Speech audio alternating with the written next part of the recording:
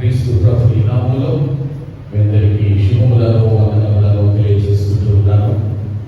మనందరినీ కూడా దేవుని మహాకృపలో సజీవులుగా చూడడానికి, కలిసి మనము ప్రభువును ఆరాధించడానికి ఆయన పాద సేవకుడైన నాకు అనుగ్రహించిన ఈ గొప్ప భాగ్యానికై నేను దేవునికి వందనాలు తెలియజేస్తున్నాను.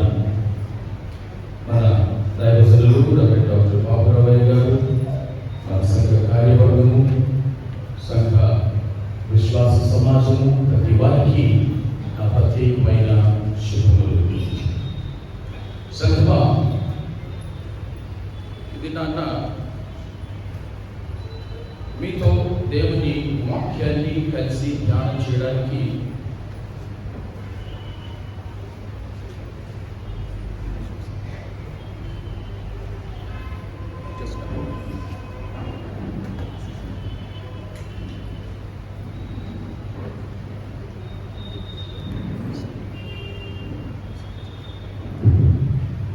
ప్రభువు నాకు ఇచ్చిన ఈ ధన్యకరమైన భాగ్యాన్ని బట్టి దేవుడిని స్తుతిస్తూ, నా దగ్గర 1-2 డాక్యుమెంట్స్ ఉన్నాయి.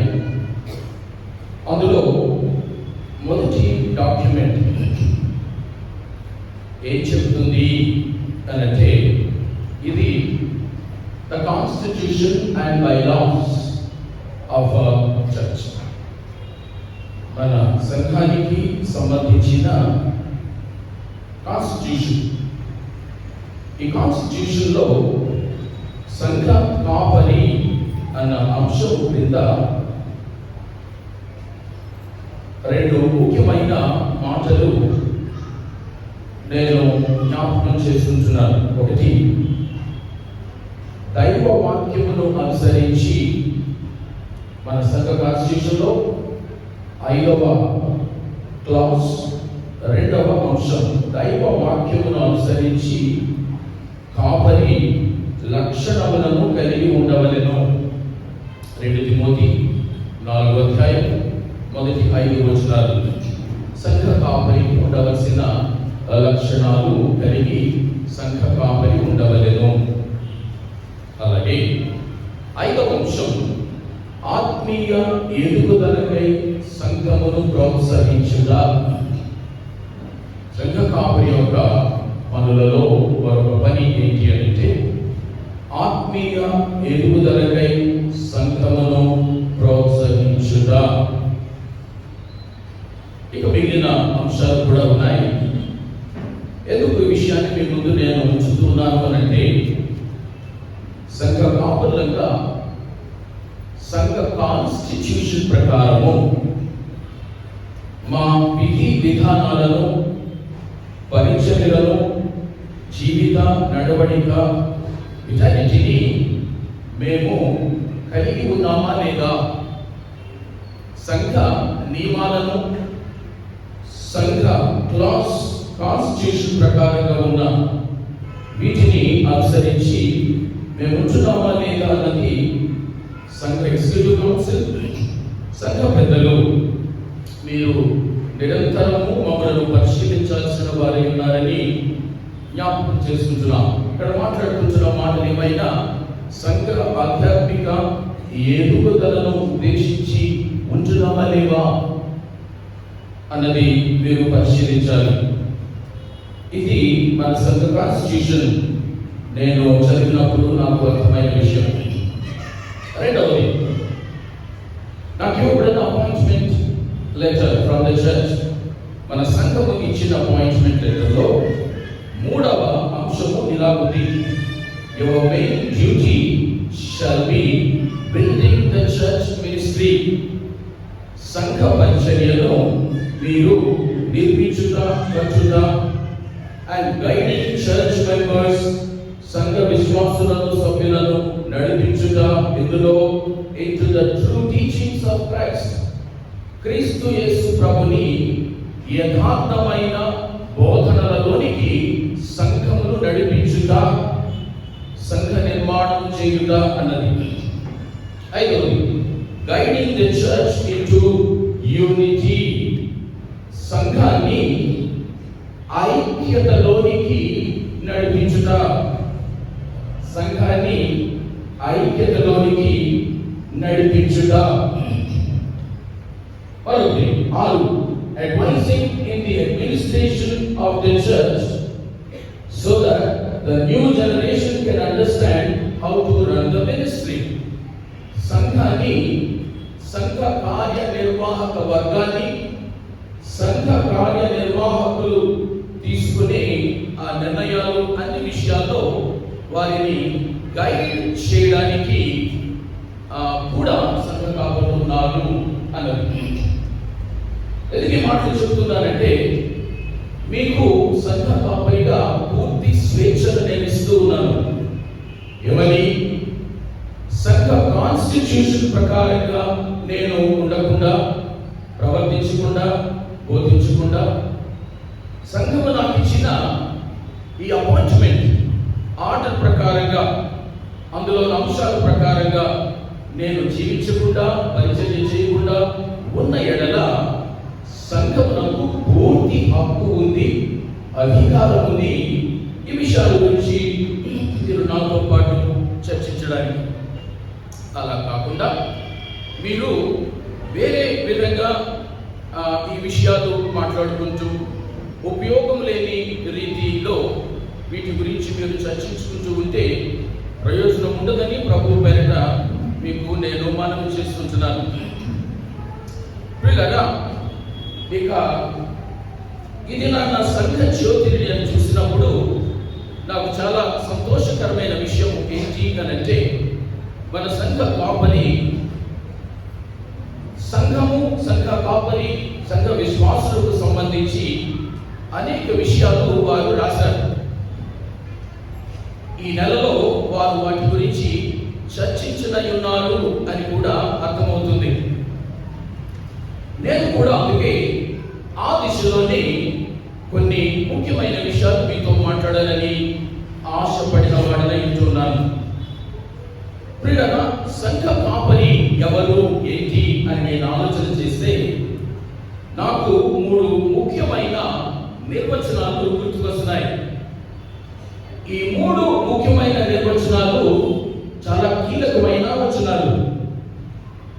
మొదటిది ఆస్వర్డ్ చార్లెస్ అని ఆయన అంటాడు, the ministry of a pastor is not a profession.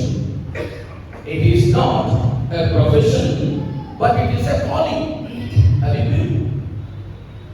సంఘ కాపరి యొక్క పరిచర్య అది వృత్తి కాదు, ఉద్యోగము కాదు, జాబ్ కాదు, అది పిలుపు.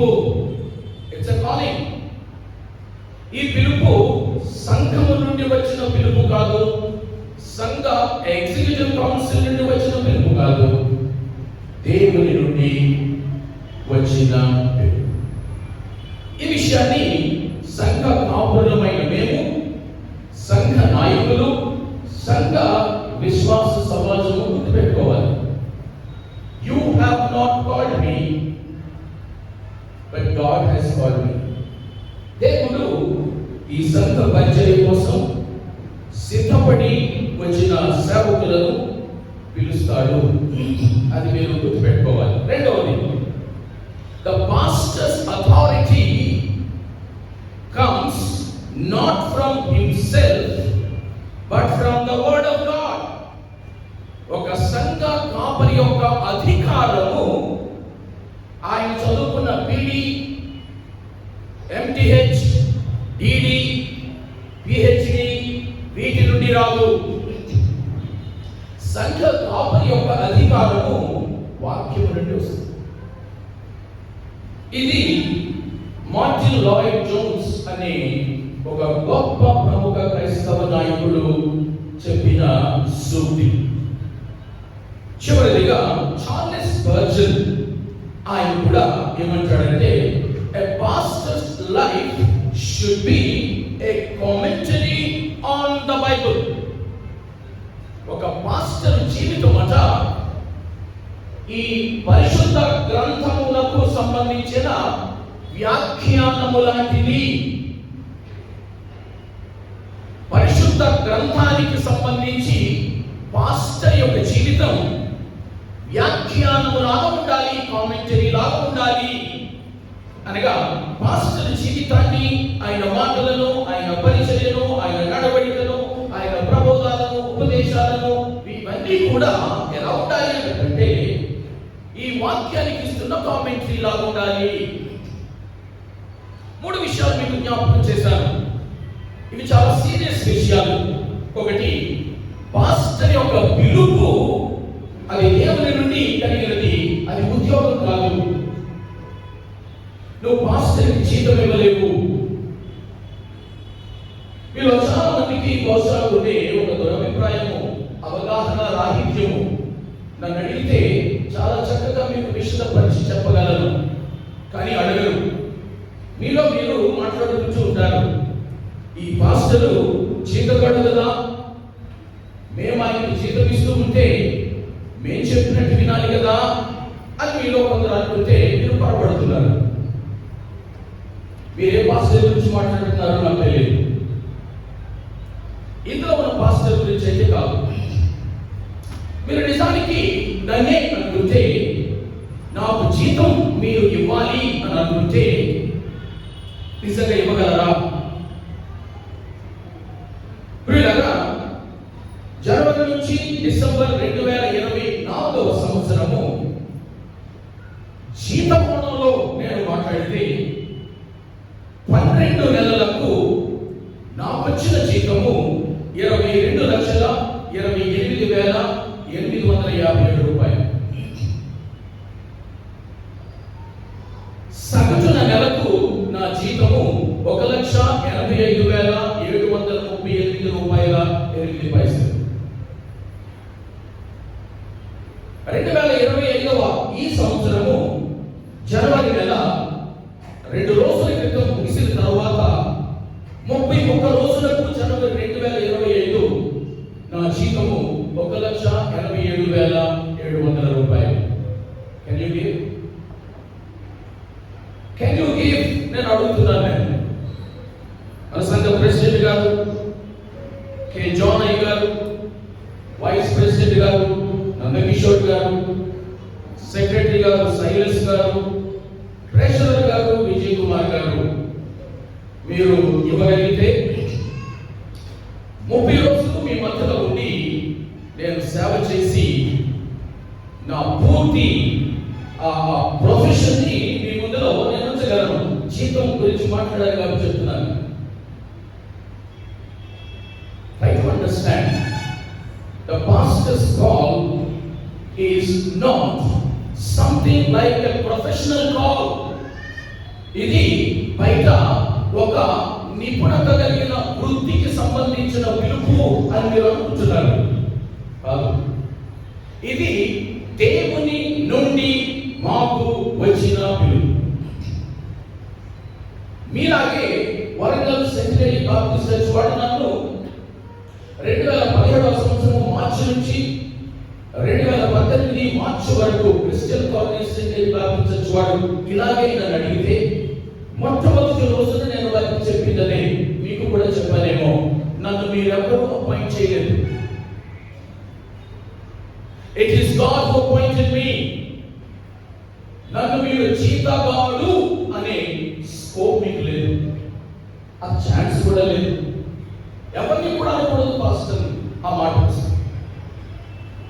ఈ రకమైన పుచ్చిపోయిన ఆలోచనలు సెంటినరీ బాప్టిస్ట్ సంఘాలను ఎక్కువ లేదు. నాకు అర్థం కాదు. సెంటినరీ బాప్టిస్ట్ సంఘాల్లోనే ఈ పుచ్చిపోయిన ఆలోచనలు వారికి పెద్ద ఉంటాయి. కాబట్టి సంఘ కాపరిని మీరు సరిగ్గా అర్థం చేసుకోవాలని మనం చేస్తున్నాను. మీ కాన్స్టిట్యూషన్కు భిన్నంగా, మీ ఇచ్చిన అపాయింట్మెంట్ ఆర్డర్కు భిన్నంగా సంఘ కాపరి ప్రవర్తిస్తే అప్పుడు మీరు వారిని నిలదీయడానికి అవకాశం ఉంది అని నేను ఏనాడో చెప్పాను. కాబట్టి సంఘ కాపరికి ఒక పిలుపు ఇవ్వబడింది. ఆ పిలుపు కోసం వచ్చి ఇక్కడ పనిచేసి పరిచయం చేసి పెడుతున్నాడు. కథ గురించి మీ జీవితం కోసం కాదు అన్న విషయాన్ని మీకు మనవి చేసుకుంటున్నాను. సంఘ కాపరికి ఉన్నది పిలుపు, సంఘ కాపరి ఈ లేఖనాలకు కామెంటరీ లాగా తాను జీవించాల్సిన వాడై ఉన్నాడు. సంఘ కాపరికి ఉన్న అధికారము వాక్య అధికారమే. సంఘ కాపరితో సహా అందరూ దానికి బద్ధులై ఉండాల్సిందే, వేరే దారి లేదు. కాబట్టి నేను ఇలాగే మాట్లాడుతుంటాను. మీరిచ్చిన అపాయింట్మెంట్ ఆర్డర్ ప్రకారం, మీరిచ్చిన కాన్స్టిట్యూషన్ ప్రకారం, అంతకంటే ఎక్కువగా ప్రభు నాకు ఇచ్చిన పిలుపుకు సంబంధించిన లేఖన అధికారులతో మాట్లాడుతూనే ఉంటాను. స్త్రీలగా మీకేమైనా అనుమానాలు కలిగితే మీ భర్తలను అడగండి. ఒకవేళ సైరస్ గారి యొక్క మిస్సెస్ కి ఏమైనా అనుమానం వస్తే she should talk to her. వారితో మాట్లాడి వారి నుంచి వివరాలు తీసుకుంటే సరిపోతుంది. నందకిషోర్ గారు బంధువులు ఎవరైనా ఉంటే మీకు అనుమానం కలిగితే నందకిషోర్ గారితో మాట్లాడండి. Is on the executive council. అంతే తప్ప మీ చెవులు కొనుక్కోకండి. ఇది సంఘానికి క్షేమం కాదు. And you cannot escape the wrath of God, the judgment of God. ఎందుకంటే సంఘము అన్నది it's a serious matter. It's a pretty serious matter. కాబట్టి దేవుని సేవకులు మీకు నేర్పిస్తున్న విషయాలను నేర్చుకోవడానికి మనసు కలిగి ఉండాలని నేను కోరుకుంటున్నాను. ప్రియులు, బాబ్రాబాయి గారు వారు బహుశా నెలంతా వారి 2 ఆదివారాలలో ఈ విషయాలు మాట్లాడనయ్యున్నారని, ప్రాక్టికల్ గా వారు మాట్లాడనయ్యున్నారని సంఘ జ్యోతిలో వారు రాసిన ఎడిటోరియల్ ని నేను చూసి అర్థం చేసుకున్నాను. అప్పుడే నేను కూడా అనుకున్నాను, సైద్ధాంతికంగా వారు ప్రాక్టికల్ గా కొన్ని విషయాలు 2 ఆదివారాలు మనతో మాట్లాడుతున్నప్పుడు కొంత డాక్ట్రైనల్ గా మనం కొన్ని విషయాలు చర్చించుకుంటే బాగుంటుంది కదా అని నాకు అనిపించింది. కాబట్టి మనసు పెట్టి ఈ మాటలు మీరు జాగ్రత్తగా వినాలని కోరుకుంటున్నాను. క్రైస్తవ సంఘం అంటే ఏంటి? What is the church of the lord Jesus Christ? క్రైస్తవ సంఘం అంటే సంఘ శాస్త్రం అని ఉంటుంది. ఈ సంఘ శాస్త్రాన్ని ఇంగ్లీష్ లో ఎక్లీషియాలజీ అని అంటాం. ఎక్లీషియాలజీ అన్న మాట గ్రీకు పదము నుండి వచ్చింది. ఆ గ్రీకు పదము పేరు ఎక్లీషియా. ఎక్లీషియా అనే ఆ గ్రీకు పదములో 2 చిన్న పదాలు ఉన్నాయి. అందులో ఎక్ అనే గ్రీకు పదానికి అర్థం ఏంటంటే అవుట్ ఆఫ్ బయటకు. కలేవో అని అంటే కాల్డ్ అవుట్, పిలువబడిన వారు అని అర్థం. కాబట్టి ఎక్లీషియా అనబడిన సంఘము అనబడిన ఆ పదానికి అర్థం ఏంటంటే బయటకు పిలువబడిన వారు. ఎటిమలాజికల్ గా మరొక పదం కూడా ఉంది సంఘానికి. అదేంటంటే కురియోస్ అంటే గ్రీకులో ద లార్డ్, ప్రభువు.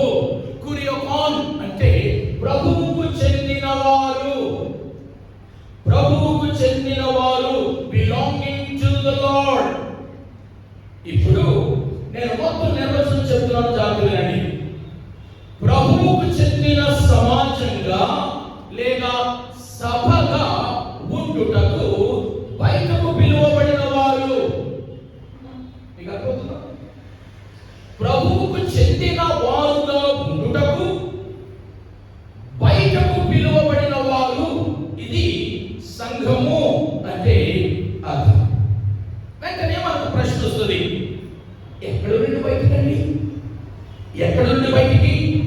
నా దగ్గర ఒక 11-12 అంశాలు ఉన్నాయి. రిఫరెన్స్ తీయడానికి సమయం ఉండదు, కానీ నేను చెప్తాను. అందులో బహుశా మీరు చూస్తే రికార్డ్ అవుతుంది. ఎక్కడ నుండి మనము బయటకు పిలువబడి ప్రభువుకు చెందిన సభగా, సొత్తుగా, సమాజముగా మనము చేర్చబడ్డాము అని అంటే, ఒకటి చీకటి నుండి. 1 పేతురు 2వ అధ్యాయము 9వ వచనం, పాపములు, అపరాధములు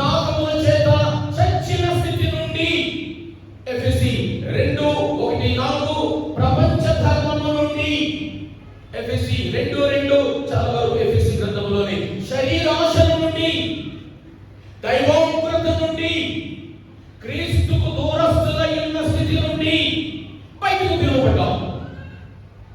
ఇంకా ఎక్కడి నుంచి పిలువబడ్డాం? రోమీయులకు రాసిన పత్రిక చదివితే మరణము నుండి, శిక్షా విధి నుండి, పాప మరణముల నియమము నుండి, శరీరానుసారమైన నియమము నుండి, మనస్సు నుండి, నేరారోపణ నుండి, తీర్పు నుండి. ఎన్ని మాటలు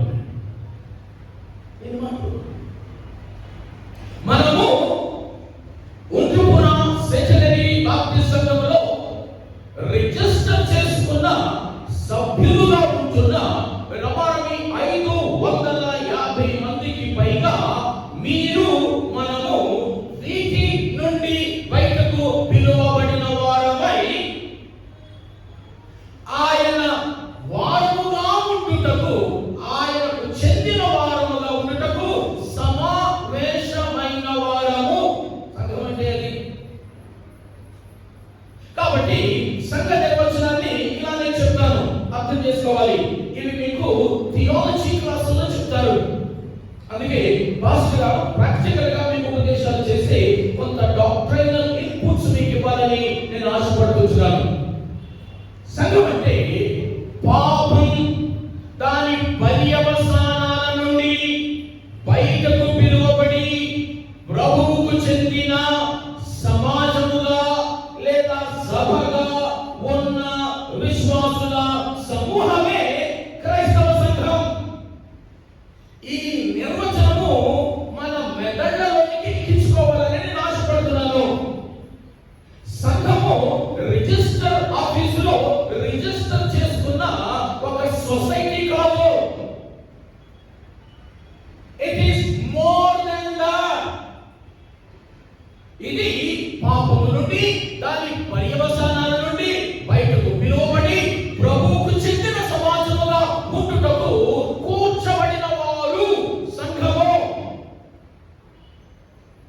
ఇందులో యాక్టివ్ గా పనిచేసింది ఎవరు అంటే ప్రభువు. పాసివ్ గా రిసీవ్ చేసుకున్నది ఎవరంటే మనము. ఇందులో మనకు సీన్ లేదు. ఏమైనా సీన్ ఉందంటే ఏముంది అంటే ఒక గోని సంచులు పాపాలు ఉన్నాయి. ఆ పాప ఎన్ని గోని సంచులు. నేనేమైనా నా రక్షణ కొరకు సంఘములో నేను ప్రవేశించుటకు నా కాంట్రిబ్యూషన్ ఏమైనా ఉంది అంటే ఏం లేదు. ఉన్నది ఏమైనా ఉందంటే it is a big heap of sins. ఒక పెద్ద పాపముల కుప్ప. ఆ పెద్ద పాపముల కుప్పను నేను శిలువ దగ్గర పడేస్తే ప్రభువు నన్ను కనికరించి నన్ను క్షమించి నా పాపము నుండి, నా పాప పర్యవసానము నుండి ఆయన నన్ను క్షమించి ఆయన సొత్తుగా ఉండుటకు పిలువబడిన సమాజములో నన్ను చేర్చి నన్ను సంఘము అని పిలిచాడు. కాబట్టి ఇందులో ప్రభువు చేసినదే అంత, మనం చేసిందేమీ లేదు. ఈ నిర్వచనాన్ని మన మెదడులోనికి ఎక్కించుకుందాం. ఇక స్థానిక సంఘం అంటే ఏంటండి? స్థానికంగా జనగాంలో ప్రాంతీయంగా రక్షించబడిన కొంతమంది బయటకు పిలువబడి అక్కడికక్కడే వారు సమాజంగా కూడుకుంటే అది ప్రాంతీయ సంఘం. దీనిని దృశ్యమాన సంఘం, విజిబుల్ చర్చ్ అని కూడా అంటాం. ఈ నవ్వునే ప్రపంచంలో విజిబుల్ చర్చెస్, లోకల్ చర్చెస్. రెండవది సార్వత్రిక సంఘం. సార్వత్రిక సంఘం అంటే రక్షించబడి అనగా ఇందాక చెప్పిన వాటన్నిటి నుంచి బయట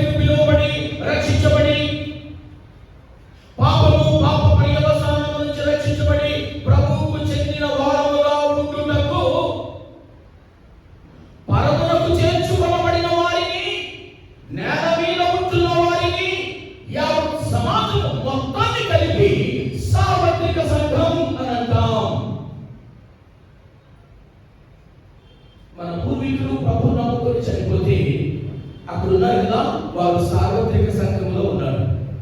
మనం ఇక్కడ బ్రతికి నేల మీద సార్వత్రిక సంఘంలో ఉన్నాం, వాళ్ళు ప్రభుని సన్నిధికి చేరి సార్వత్రిక సంఘంలో ఉన్నారు. అందుకే సార్వత్రిక సంఘాన్ని అదృశ్యమాన సంఘం, ఇన్విజిబుల్ చర్చ్, యూనివర్సల్ చర్చ్ అని అంటాం. యేసుక్రీస్తు ప్రభువారు మత్తయి సువార్తలో 16వ అధ్యాయము 18వ వచనంలో నేను నా సంఘమును కట్టుదును అని అన్నాడు కదా. అప్పుడు జనగం సెక్రటరీ బాప్టిస్ట్ చర్చ్ గురించి మాట్లాడాడు. ఆయన సార్వత్రిక సంఘముల గురించి మాట్లాడాడు. I will build my universal church. సార్వత్రిక సంఘాన్ని నేను కడతాను. ఆ సార్వత్రిక సంఘములో మన ఉండుపురా సెక్రటరీ బాప్టిస్ట్ చర్చ్ స్థానిక సంఘముగా చేరి చిన్నగా ఉంది.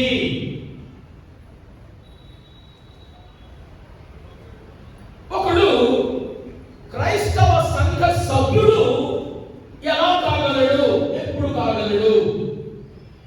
ఒకడు ఏదైనా సంఘములో సభ్యుడుగా ఉండడానికి అతనికి ఆమెకి ఉండాల్సిన అర్హతలు, నిబంధనలు ఏంటి? ఒకటి, పశ్చాత్తాపపడాలి ఆ వ్యక్తి పాపం విషయమై. అపోస్తలుల కార్యములు 2వ అధ్యాయము 38వ వచనంలో అపోస్తలుడైన పేతురు పెంతెకోస్తు దినాన ఒక భారీ వర్తమానాన్ని ఆయన ఇస్తున్నప్పుడు వారందరికీ ఆయన చెప్పిన మాట అపోస్తలుల కార్యములు 2వ అధ్యాయము 38వ వచనంలో ఒక మాట ఉంది. అది మీరు చూస్తే మీకు అర్థమవుతుంది. అపోస్తలుల కార్యములు 2:38 పేతురు అంటాడు, మీరు మారు మనసు పొంది పాప క్షమాపణ నిమిత్తము ప్రతివాడు యేసుక్రీస్తు నామమున బాప్తిస్మము పొందుడి, అప్పుడు మీరు పరిశుద్ధాత్మ వరమును.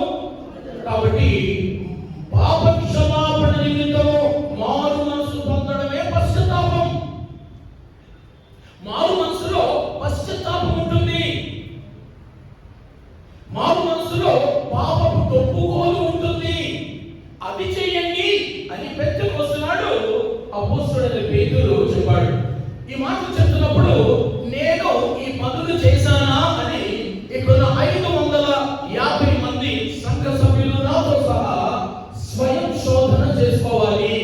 అసలు నా పాపముల విషయమై పశ్చాత్తాపపడి మారు మనసు పొంది వాటిని ప్రభుని సన్నిధికి చెప్పి ఒప్పుకొని విడిచి వచ్చానా? ఇది మనము ఆలోచించాలి. పశ్చాత్తాపముతో కూడిన మారు మనసు ఒకటి. 2, విశ్వాసం. ఇంకెవరు సంఘ సభ్యులు ఉండగలరు అంటే విశ్వాసం కలిగిన వారు. మార్కు సువార్త 16వ అధ్యాయము 16 నుంచి 18 వచనాల్లో నమ్మి అని ఉంటుంది. నమ్మి బాప్తిస్మము పొందిన వారు రక్షించబడతారు. నమ్మి ఆ నమ్మకం ఉండాలి. ఏమని? యేసుక్రీస్తు ప్రభువును రక్షకునిగా, ప్రభునిగా, దేవునిగా విశ్వసించాలి. ఆయనకు రక్షకుడు కాకపోతే నువ్వు సంఘ సభ్యుడు కావు. ఆయనకు ప్రభువు కాకపోతే నువ్వు సంఘ సభ్యురాలు కావు. ఆయనకు దేవుడు కాకపోతే నువ్వు ఇక్కడ చదవవు. కాబట్టి ఈ లక్షణాలు. 4వది, 3వది, త్రిత్వ దేవుని నామములో బాప్తిస్మం పొందాలి. చాలా తప్పుడు బోధలు బయటున్నాయి. అవి చెవిని పెట్టనివ్వకండి. తండ్రి యొక్కయు, కుమారుని యొక్కయు, పరిశుద్ధాత్మ యొక్కయు నామములోనికి, సింగులర్ నామములోనికి మీరు బాప్తిస్మం పొందుడి. మత్తయి సువార్త 28:19వ వచనము. ఇక 4వది, అపోస్తలుల బోధలో కొనసాగాలి. అపోస్తలుల కార్యములు 2వ అధ్యాయము 42వ వచనం. వీరంటే సంఘ సభ్యులు. 550 మంది మీరు అప్లికేషన్స్ ఇచ్చిన వారు. ఇవి ముందు మీరు నెరవేర్చిన వారైతేనే మీ దరఖాస్తులు ఇవ్వండి. లేనట్లయితే వెనక్కి తీసుకోండి. నువ్వు ఫామ్ ఫిల్ చేస్తే సంఘ సభ్యుడము కాలేవు. ఇవి చేస్తేనే సంఘ సభ్యుడము, సభ్యురాలకు అవుతావు. ఏంటి ఏంటి మారు మనసుతో కూడిన పశ్చాత్తాపము, యేసును ప్రభునిగా రక్షకునిగా దేవునిగా గ్రహించే విశ్వాసము, త్రియేక దేవుని నామములో బాప్తిస్మము, అపోస్తలుల బోధకు కట్టుబడి ఉండుట. ఈ నాలుగు నువ్వు చేస్తే ఫామ్ ఫిల్ చేసిపో, లేకపోతే తీసేసుకుని వెళ్ళిపో. Simple as that. ఆ మాటలు చాలా కష్టంగా ఉంటాయి. నేను కాక పొందొచ్చు అయినా ఈ నన్ను పొమ్మంటాడేంటి, నన్ను గుళ్ళకి రావద్దంటాడేంటి అంటాను అంటాను అని తీరుతాను. ఇందులో ఇక వేరే ఆలోచన ఉంటుంది నాకు. కారణం ఏంటంటే ముందే చెప్పాను, నాకున్న అధికారము ఏది ఇది. కాబట్టి మీరు ఫామ్స్ ఇచ్చేశారు అని మీరు సంబరపడిపోకండి. నాకు నచ్చిన వాడితో నేను మాట్లాడతాను. నేను కొంతమందిని కూర్చోబెట్టి to check whether you are truly born again or not. నీలో నిజమైన మారు మనసు ఉందా లేదా? సంఘ సభ్యుడుగా నువ్వు కావడానికి వాక్యము చెబుతున్న ఆ 4 లక్షణాలు నీలో ఉన్నవా లేదా?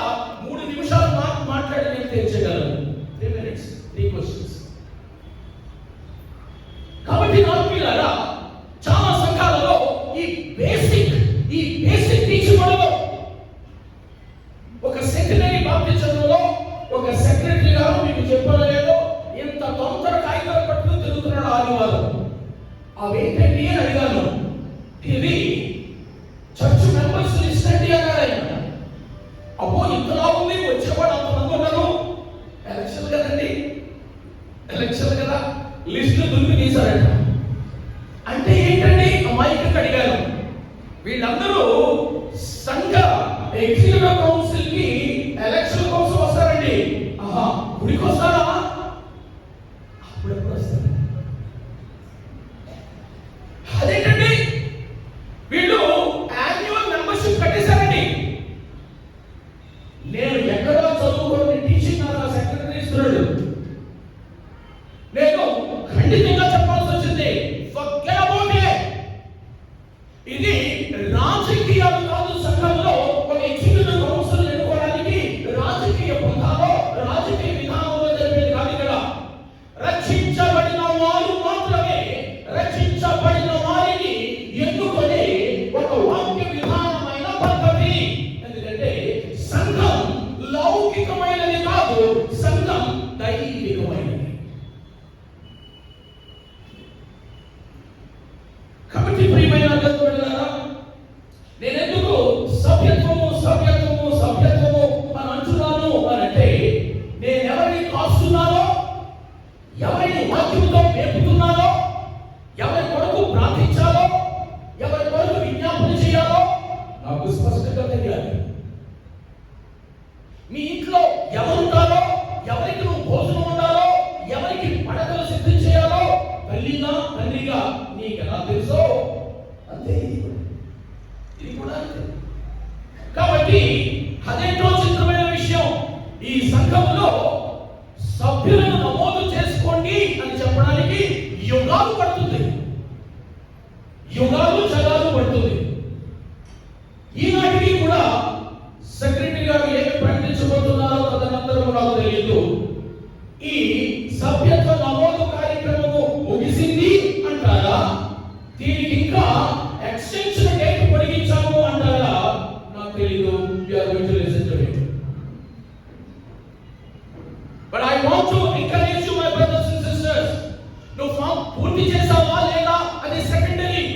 కానీ ఈ 4 లక్షణాలు నీలో తలచి నువ్వు కెలికి చూస్తుంటే, నీలో ఉండకపోతే నువ్వు చెప్పేసే సెక్రటరీ గారికి. వారికి చెప్పడానికి మనసు లేకపోతే నాకు చెప్పేసాయి, ఈవేళ వాక్యంలో ఉన్న 4 లక్షణాలు నాలో లేవు కాబట్టి నేను ఫామ్ ఫిల్ చేయలేకపోతున్నానండి అలో నీకు దండేసి కూర్చోబెట్టి వీలున్నప్పుడు నీకు సువార్త చెబుతాను నేను. కానీ let us not cheat yourself. నీవు మోసపరచుకోవద్దు, నువ్వు కాపరిని మోసం చేయొద్దు, మనం కలిపి దేవుని మోసం చేయొద్దు. అందుకే నీకు సంఘ నిర్వచనాన్ని చెప్పాను. పాపము నుండి, శాపము నుండి, దాని పర్యవసానాల నుండి ప్రభువు చేత ఆయన ప్రశస్త రక్తము చిందించుట కారణంగా బయటకు పిలువ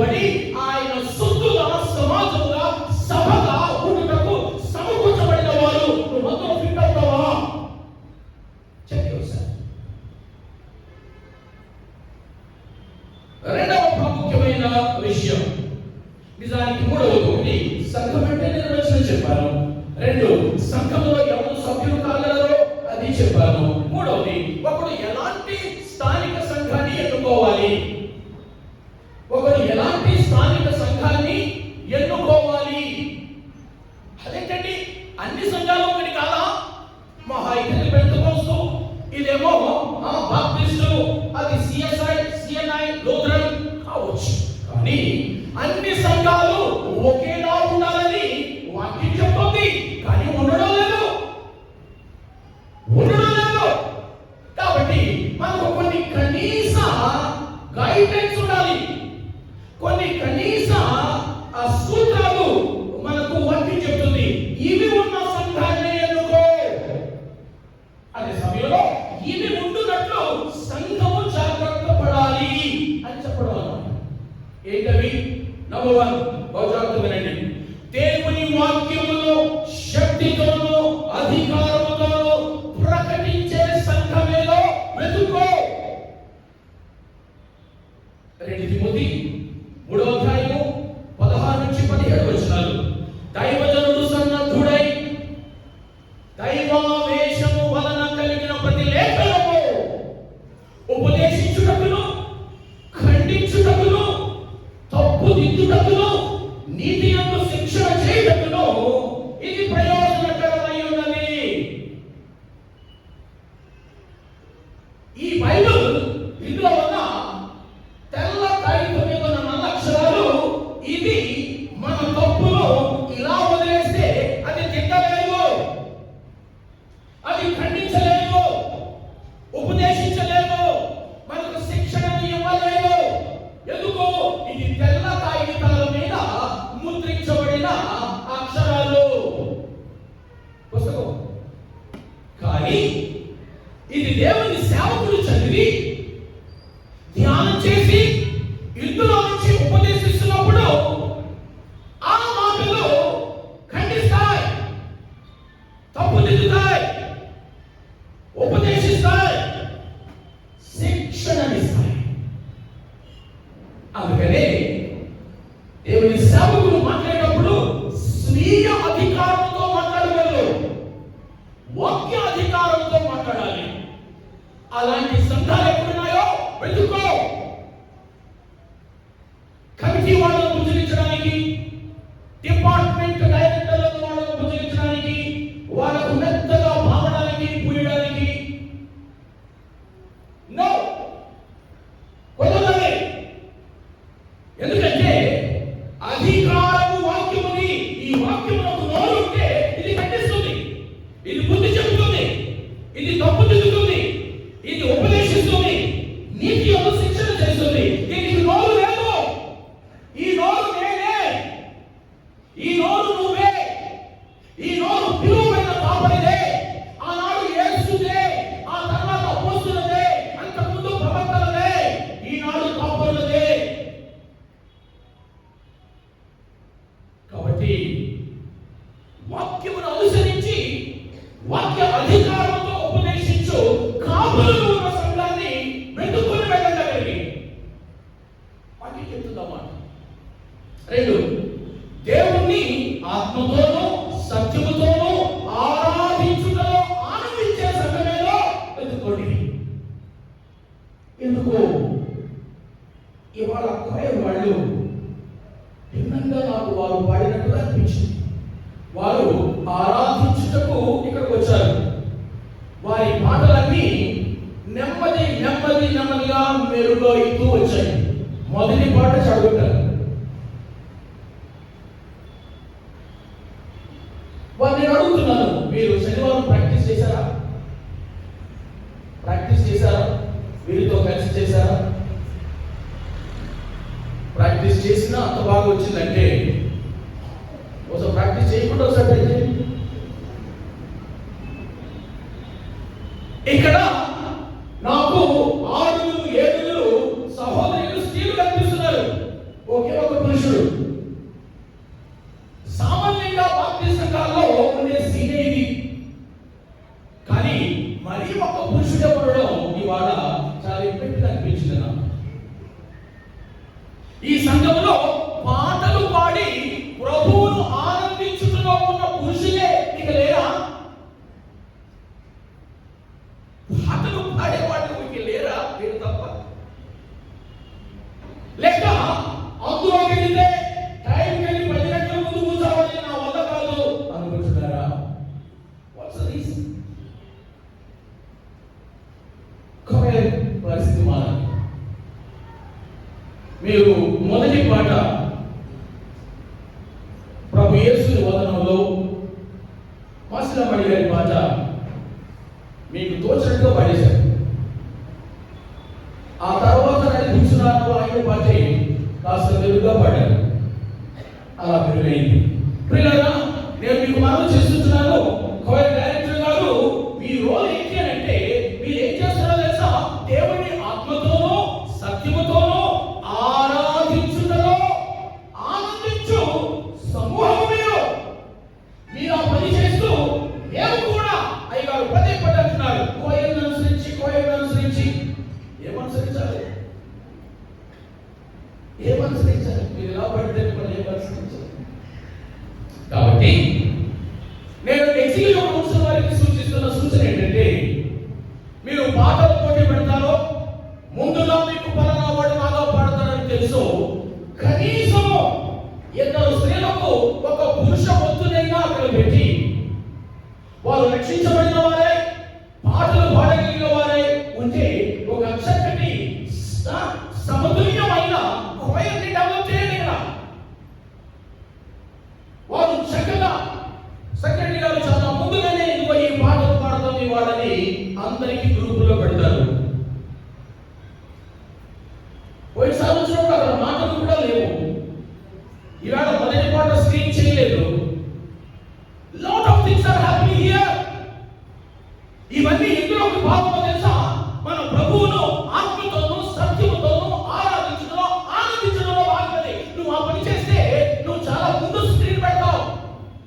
నువ్వు ఆ పని చేస్తే చక్కటి పురుషులు స్త్రీలు బ్యాలెన్స్ పోయి ఉంటుంది కదా. వాళ్ళు ప్రతి పాటలో కూడా వాళ్ళు ఆరాధనగా భావించి పడతారు. బయట చెప్పుకుంటే నేను విన్నాను, నేరుగా వినలేదు.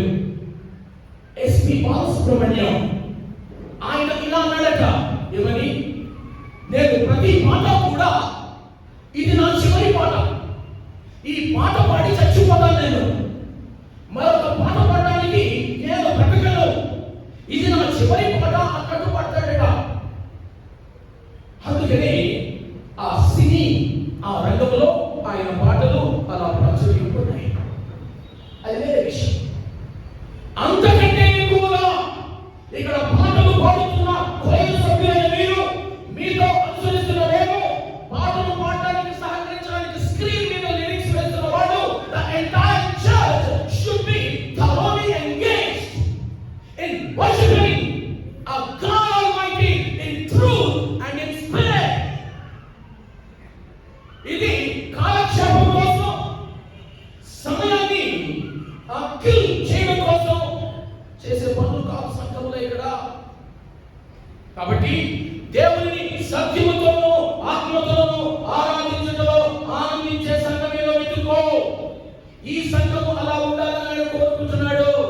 యోహాను సువార్త 4:24లో దేవుడు ఆత్మ కనుక ఆయనను ఆరాధించువారు ఆత్మతోనూ సత్యముతోనూ ఆరాధింపవలెను. మీకు అర్థమవుతుందా లాంగ్వేజ్ అక్కడ? ఆ గ్రామర్ అర్థమవుతుందా? ఆ సెంటెన్స్ మూడ్ మీకు అర్థమవుతుందా? It was or it is in a mandate mood, in an imperative mood. ఇది ఆజ్ఞ, పాటించి తీరాల్సిందే. ఆప్షన్స్ లేవు.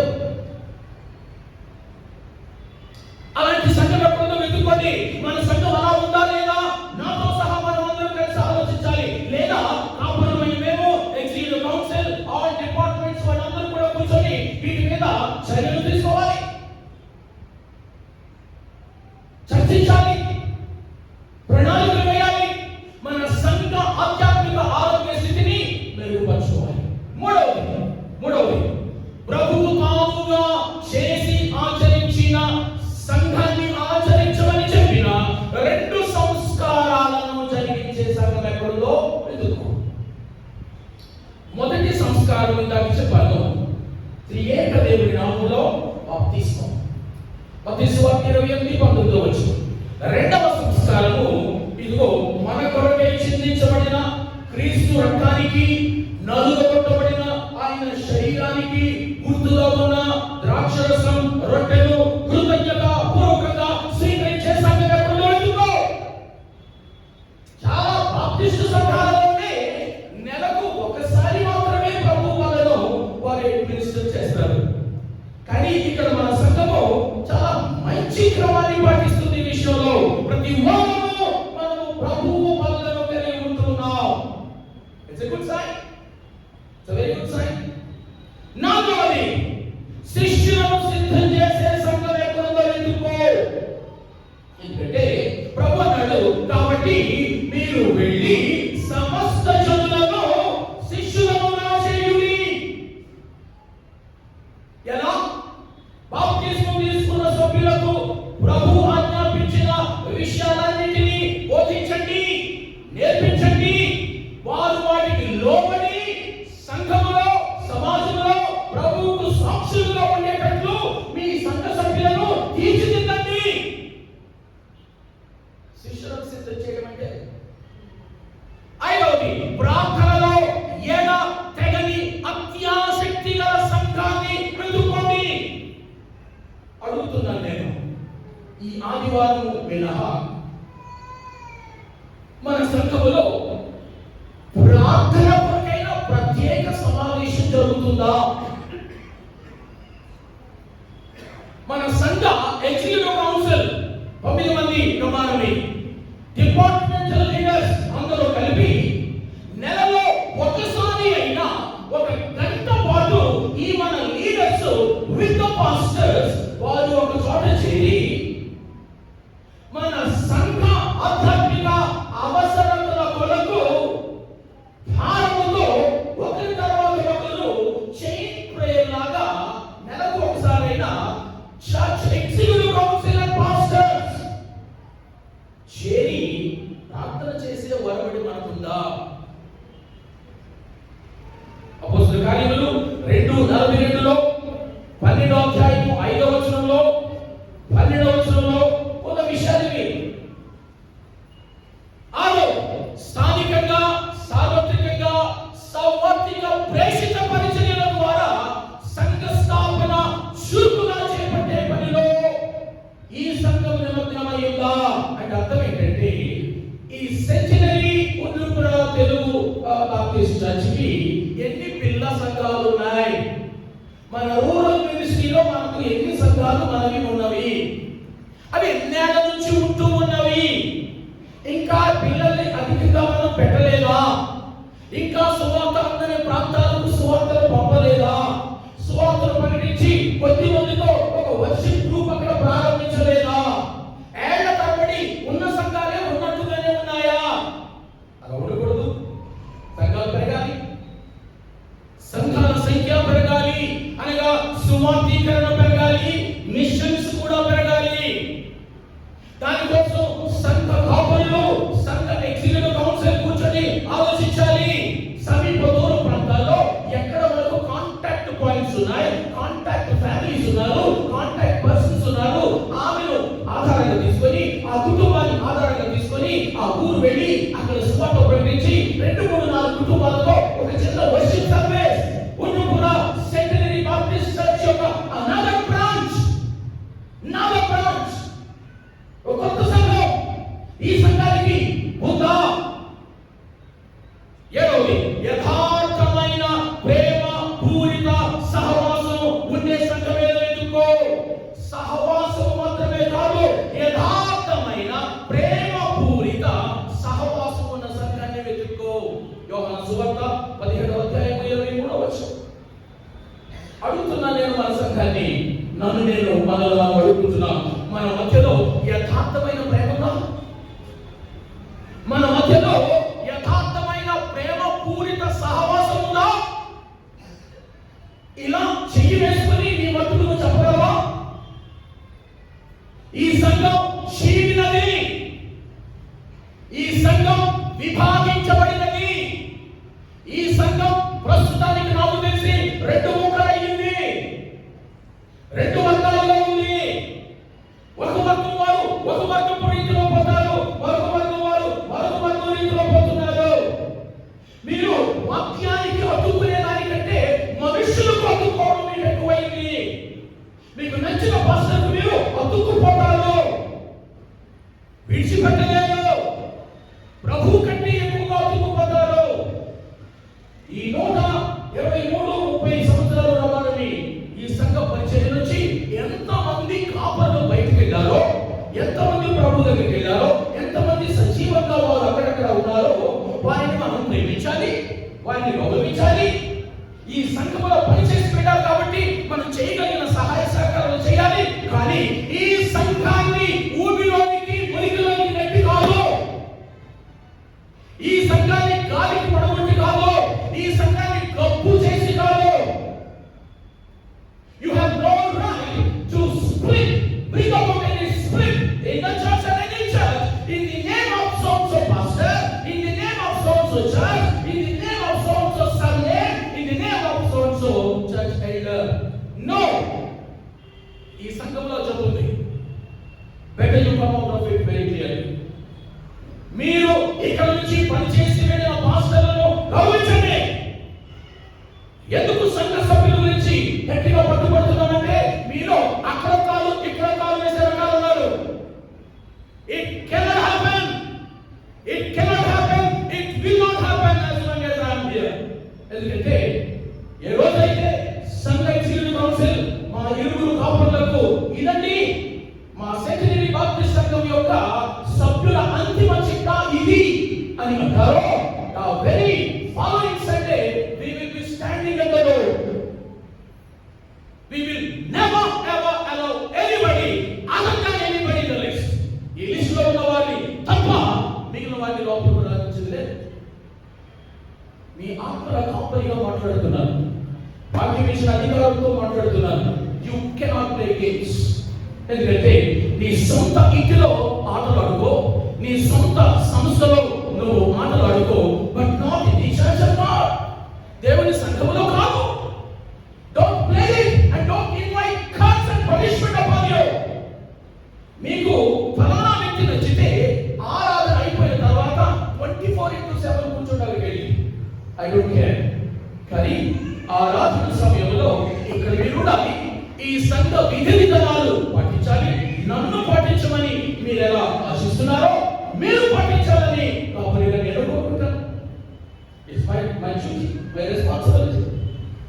కాబట్టి ఇది పరస్పరము మనము సహకరించుకునే అవగాహనతో మన సొంత ఇంటిని మెరుగుపరుచుకునే పనిలో ఉండే వారిగా మనం ఉండాలి. ఈ ఇల్లు మెరుగుపడిన తర్వాత ఇతర ఇళ్లకు సాయం చేయండి. కానీ ఈ ఇల్లు చీలి ఉంది. మీరేనాడైనా ఎగ్జిక్యూటివ్ కౌన్సిల్ లో సభ్యులందరినీ ఏమండి మీరు ఈ మెంబర్షిప్ ఫామ్ ఫిల్ చేసి ఇచ్చారా అడిగారా? Still you may find 1 or 2 people who did not fill the applications. అడిగారా ఎప్పుడైనా? అడగాల్సిన బాధ్యత సంఘానికి లేదా? ఉంటుంది. మీరు మొహమాటస్తులు, ముఖాలు చూసి ప్రవర్తిస్తారు, నాకెందుకులే అనుకుంటారు. కాబట్టి సంఘములో ఇది కుదరదు. యథార్థమైన ప్రేమపూరిత సహవాసము ఉండాలి. నువ్వు ఉంటే ఇప్పుడు, లేకపోతే నీకు నచ్చిన చోట ఉండు. నువ్వు ఇక్కడ నుంచి వెళ్ళిపోతే సంఘానికి నష్టం లేదు, నువ్వు ఉండడం వల్ల అదనంగా ఒరిగేదేమీ లేదు. ఉంటే మనం అందరం కూడా యథార్థమైన ప్రేమపూరిత సహవాసంలో ఉండాలి. మనకు స్టాండర్డ్స్ గైడ్ లైన్స్ బైబిల్లో ఉన్నాయి. 8వది, పేదలు బలహీనుల పట్ల శ్రద్ధ, వారి పక్షాన న్యాయ ప్రయత్నాలు చేసే సంఘంగా ఉండాలి. అలాంటి సంఘం ఉంటే వెతుక్కో. లూకాసు సువార్త 4:16-21 వచనాల్లో నజరేత్ మేనిఫెస్టో అని ఉంటుంది. యేసుక్రీస్తు ప్రభువారు శిక్ష విప్పగానే, గ్రంథం విప్పగానే యెషయా గ్రంథంలో మాటలు ఆయన స్వయంగా చదివాడు. ఆదిన సమాజ మందిరంలో దీనులకు, పేదలకు,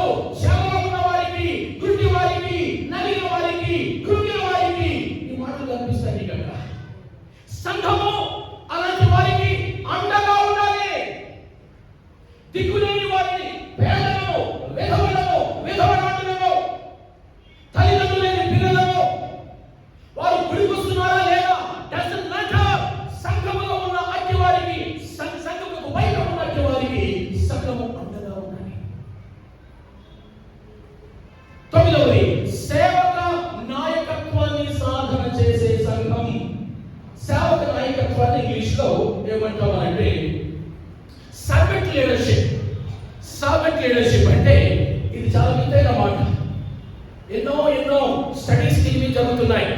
సర్వెంట్ లీడర్షిప్ అంటే సేవకుడు నాయకుడు రెండు ఒకటే. సేవకుడు నాయకుడు రెండు ఒకటే. సామాన్యంగా ట్రెండ్ ఏంటంటే మనకి నాయకుడుగానే ఉండాలనుకుంటాడు, సేవకుడుగా ఉండడు. సేవకుడుగానే ఉంచుతాము, వాటి నాయకుడిని చెయ్యము. ఈ రెండు పరిస్థితులు సంఘాల్లో ఉంటున్నాయి. చర్చలో ఉన్నదో లేదో నాకు తెలియదు. నేను ఎలా ఉండాలని వాక్యం చెప్తుందంటే, నేను నాయకుడను, అదే సమయంలో సేవకుడను.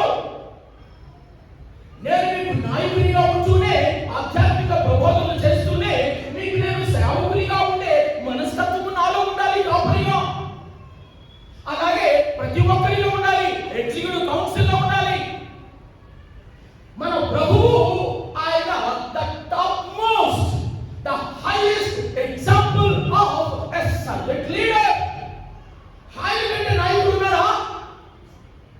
ఆయన కంటే దాసుడు ఉన్నాడా? ఇద్దరు లేరు. ఆయన కంటే దిగబడిపోయిన సేవకుడు లేడు. ఆయన కంటే పిచ్చుగా నెత్తి మీద ఉన్న మరొకడు లేడు. ప్రభువే ఆయన నాయక సేవకునిగా ఉంటే నీకేమొచ్చింది? నాకే వచ్చింది.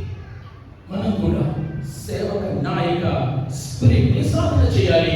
మార్క్స్ సువార్త 10వ అధ్యాయము 44 నుంచి 45 వచనాలు. మనిషి కుమారుడు పరిచారము చేయుటకు వచ్చాడు కానీ చేయించుకొనుటకు రాలేదు కదా. అక్కడ మాటలని 11 పరస్పర జవాబుదారీతనం ఉన్న సంఘం ఎప్పుడో వెతుక్కో. నేను ఎప్పుడైనా స్పృహ తప్పి ఇలా మాట్లాడితే జ్ఞాపకం చేయండి. ఇదిగో మీరే నాకు బాధ్యులు అయి ఉన్నారు, నేను మీకు బాధ్యుడిని కాదు. మీరే నాకు జవాబుదారి అయి ఉన్నారు, నేను మీకు జవాబుదారిని కాదు. ఇలాంటి మాటలు ఎప్పుడైనా నేనే కాదు ఎవరు మాట్లాడినా ప్రతిపాదించేయండి. ఎందుకంటే సంఘం చెబుతున్నది ఒకడికి ఒకడు మాత్రమే ఎల్లకాలము జవాబుదారీగా ఉండాలని లేదు. ప్రతి ఒక్కరికి జవాబుదారీనే. కాబట్టి ఇక్కడ మనం ఒకరికి ఒకరు హెచ్చరించుకోవడం. ఒకసారి మాట్లాడాను నేను. పరస్పర ప్రేమ, పరస్పర హెచ్చరిక, పరస్పర సత్క్రియ, పరస్పర పులికొలుపు. ఏప్రిల్ మాస పత్రిక 10వ అధ్యాయము 24, 25 వచనాల్లో ఉన్న ఆ 4 ఇక్కడ జరగాలి. పరస్పర అంటే వన్ అనదర్. నాకు మీరు, మీకు నేను. కాబట్టి నువ్వెప్పుడు ఉన్నాను అడగడానికి, నువ్వెప్పుడు ఉన్నాను రావద్దడానికి ఈ మాటలు కుదరవు, ఖచ్చితంగా కుదరవు. ఎందుకంటే నువ్వు నాకు జవాబుదారివి, నేను నీకు జవాబుదారిని. ఇది బైబిల్ చెప్తున్న విషయం ఇది. కాబట్టి ఈ 10 విషయాలు ఏ సంఘంలో ఉన్నాయో వెతుక్కో. జ్ఞాపకం చేస్తున్నాను వేగంగా. దేవుని వాక్యాన్ని శక్తితో, అధికారంతో ప్రకటించే సంఘం ఏంటో వెతుక్కో. అది మన సంఘమే అయితే ధన్యకరం. దేవుని ఆత్మతోనూ సత్యముతోనూ ఆరాధించడంలో ఆనందించే సంఘంగా మన సంఘం ఉంటే ఇక్కడే ఉండండి.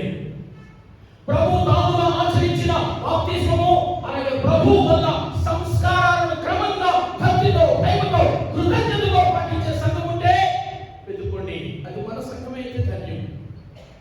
శిష్యులను సిద్ధం చేసే సంఘం, ప్రార్థన యందు ఎడతెగని ఆసక్తి కలిగిన సంఘం, సువార్త ప్రకటించి సంఘాలను స్థాపించే తల్లి సంఘం, యథార్థమైన ప్రేమపూర్వక సహవాసము చోటు చేసుకున్న సంఘం, పేదల పట్ల, బలహీనుల పట్ల న్యాయ ప్రయత్నాలు వారి పక్షాన చేసే సంఘం, సేవక నాయకత్వాన్ని సాధన చేసే సంఘం, పరస్పర జవాబుదారీతనం ఉన్న సంఘం.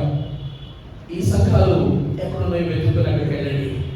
ఎందుకండి మన సంఘమే అలా ఉందండి, లేకపోతే అలా మనం మెరుగుపడతామండి, ప్రయత్నించేద్దాం, సాధన చేస్తున్నాం, ఈ రీతిగా మనం ఎదుగుతాం అన్న ఆశ కలిగితే నేను వర్తులుగా కలిసి మనం పనిచేద్దాం.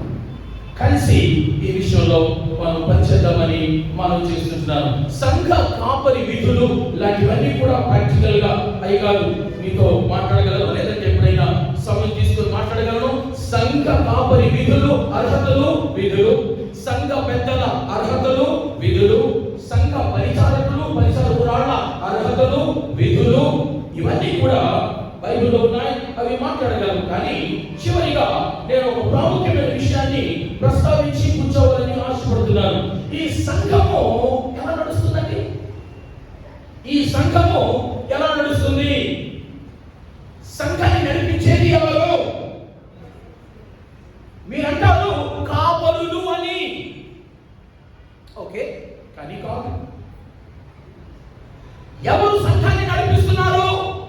మా సంఘ ఎగ్జిక్యూటివ్ కౌన్సిల్ అని మీరు అనగలరు. ఓకే, కానీ కాదు. సంఘాన్ని వివిధ డిపార్ట్మెంటల్ లీడర్స్, కన్వీనర్స్ నడిపిస్తున్నారు. కాదు. సంఘాన్ని మానవుడు నడిపించే పనిని మానవునికి ఇవ్వలేదు.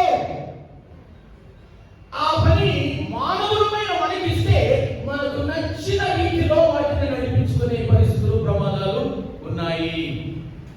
ఇప్పటికీ కూడా అవే జరుగుతున్నాయి చాలా సంఘాలలో. కానీ సంఘాన్ని ఈ వాక్యములో ఉన్న అంతర్లీనంగా ఉన్న కొన్ని నియమాలు నడిపించాలి. వాక్యములో అంతర్లీనంగా ఉన్న కొన్ని నియమాలు సంఘాన్ని నడిపించాలి. అవి నేను వేగంగా చెప్పి నేను ముగిస్తాను, మీరు జాగ్రత్తగా వినాలి. సంఘాన్ని నడిపించాల్సిన నియమము శిరస్సు నియమము. శిరస్సు నియమము, the headship of the church, the principle of the headship of the church. ఇప్పుడు చెప్పండి, సంఘానికి శిరస్సు ఎవరు? ఎవరు? yes. కాబట్టి అది క్రీస్తు ప్రభుని సంఘం అయితే, సంఘ శిరస్సు అయిన క్రీస్తే ఆ సంఘాన్ని నడిపించాలి. మిమ్మల్ని నడిపించేది ఎవరు? మీ శిరస్సు. అన్ని ప్రభు అనేక చాలా స్పిరిచువల్, మీరు గొప్ప ఆధ్యాత్మికంగా ఉన్నారు. నాకు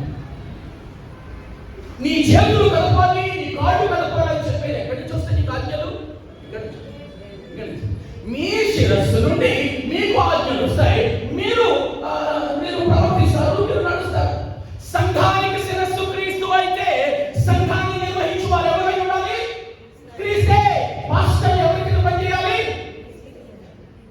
సంఘ ఎగ్జిక్యూటివ్ కౌన్సిల్ ఎవరి కింద పనిచేయాలి? చేతులు, కాళ్ళు, పొట్ట అన్ని శిరస్సు రెండే ఉన్నాయి. కాబట్టి శిరస్సు నియమము సంఘాన్ని నడిపించాలి. అంటే ఏంటండి? చాలా జాగ్రత్తగా. శిరస్సు నియమము సంఘాన్ని నడిపించాలంటే అర్థం ఏంటంటే, కొలస్సీయులకు రాసిన పత్రిక 1వ అధ్యాయము 15 నుంచి 20 వచనాలను రాసుకోండి.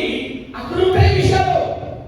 అక్కడ 3 విషయాలు ముఖ్యంగా మీకు జ్ఞాపకం చేస్తారు. ఒకటి, సమస్తమును ఆయన యందు సృజించబడ్డాయి. సమస్తమును ఆఫ్ హిమ్. ఆయన ఎవరు? ఇక్కడ సమస్తమును ఎవరి యందు సృజించబడినవో ఆయన శిరస్సు అయి ఉన్నాడు. 2, సమస్తమును ఆయన ద్వారా, త్రూ హిమ్ సృజించబడ్డాయి. 3వది, సమస్తమును ఆయన కొరకు, అంటూ హిమ్, ఫర్ హిమ్. ప్రియులారా, సంఘమునకు శిరస్సు ప్రభువైతే ఈ 3 విషయాలు గుర్తుండాలి మనందరికీ. ఒకటి, ఆయన యందు, ఆయన ద్వారా, ఆయన కొరకు. చెప్పండి నాతో పాటు, క్రీస్తు నందు, క్రీస్తు ద్వారా, క్రీస్తు కొరకు. ఇంకెవరికి చూడలేదు. కాబట్టి ఈ సంఘము ద హెడ్షిప్ ప్రిన్సిపల్ ప్రకారంగా నడవాలంటే, బోధకులమైన, కౌన్సిల్ అయినా అందరము క్రీస్తు నందు, క్రీస్తు ద్వారా, క్రీస్తు కొరకు నిర్ణయాలు చేయాలి. చర్చలు చేసుకోవాలి, మాట్లాడుకోవాలి, ముచ్చటించుకోవాలి. క్రీస్తు ఊసు లేని ఊసు నీ నోటి రాకూడదు. క్రీస్తు ఊసు లేని చర్చ మన చర్చల్లో ఉండకూడదు. క్రీస్తు ప్రస్తావన, క్రీస్తు కొరకు కాని నిర్ణయాలు ఈ సంఘంలో ఎవరు తీసుకోవడానికి వీల్లేదు. అప్పుడే హెడ్షిప్ ప్రిన్సిపల్ మనం గౌరవిస్తున్న వాడంగా ఉంటాము. రెండవది, ద ప్రిన్సిపల్ ఆఫ్ బ్రదర్హుడ్, సహోదర సహోదరి నియమము. The principle of the brotherhood of sisterhood. ప్రియులారా, ఇక్కడ భార్య భర్త మీరు కనుక ఉంటే, మీరు సహా ప్రభు సంఘములో ప్రభువునందు ఒక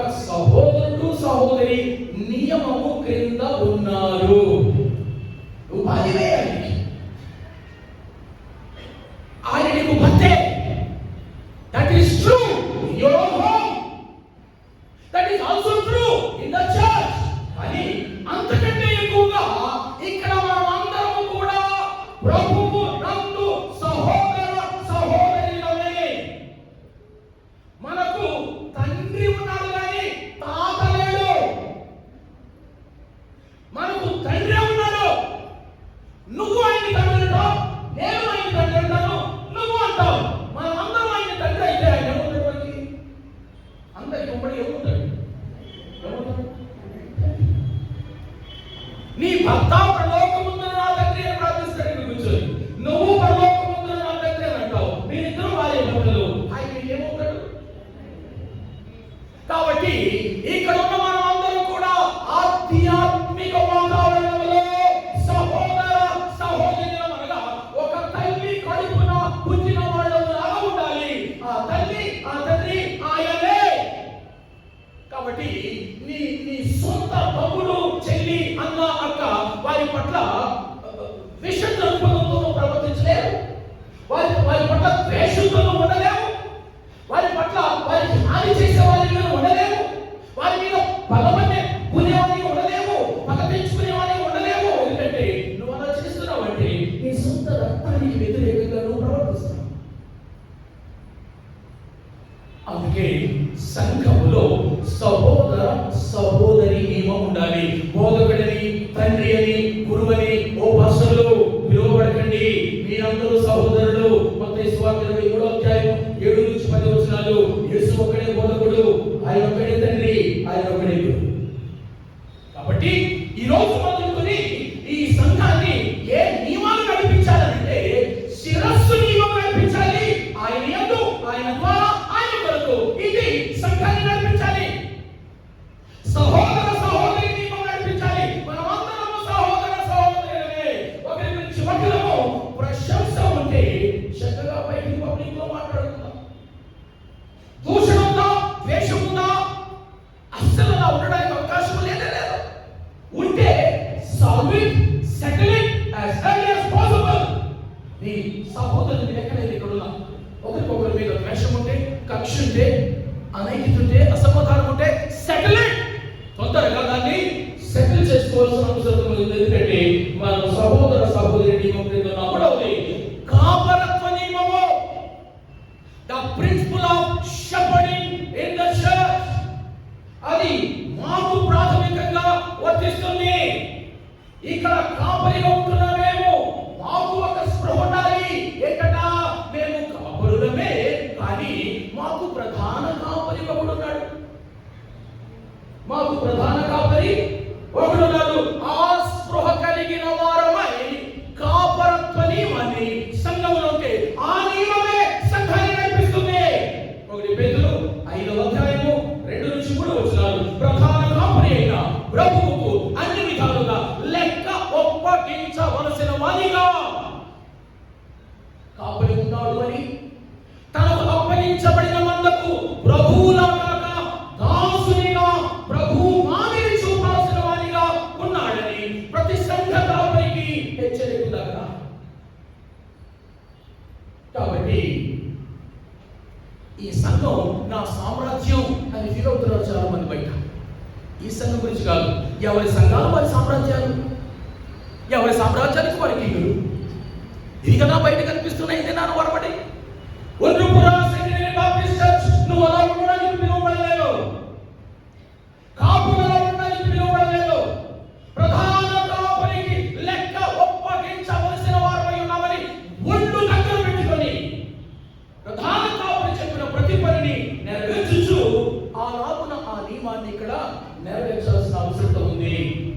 అపోస్తలుడైన పేతురు ఆయా ఉత్తరాలు రాస్తున్నప్పుడు తన గురించి తాను అపోస్తలుడు అని అంత ఇంత అని రాసుకోగలడు. కానీ అక్కడ ఏమని రాస్తాడంటే తోటి పెద్దనైన నేను తోటి పెద్ద అని సంబోధించుకుంటాడు. పెద్దలు ఇక్కడ మన చర్చలో ఉన్నారు. పేతురు ఉత్తరం రాస్తే తోటి పెద్దనైన, సైలెన్స్ గారితో సమాన పెద్దనైన, మన లేకపోతే నందకిషోర్ గారితో సమాన పెద్దనైన, ఇలా ఉన్న సమాన పెద్ద కాడైనా ఇంకా పెద్ద అపోస్తలుడండి ఆయన.